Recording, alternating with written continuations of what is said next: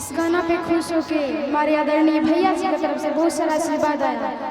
मुझे पता है आप लोग क्या सुनने आए हैं, उसी समय तो सब सुने हैं, लेकिन एक ये भजन में ताली नहीं बजा सकते हैं कि यारी मिला भर हाँ जानना कहाँ रे हर जी हो, यारी मिला भर हाँ जानना कहाँ रे हर जी हो,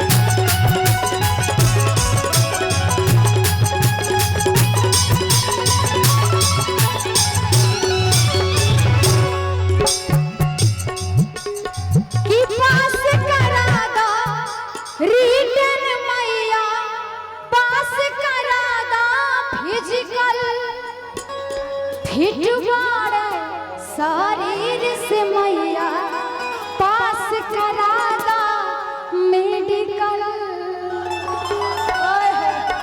कि पास करादा रिटन मैया पास करादा फिजिकल खिचवाड़े शरीर से मैया पास करादा मेडिकल।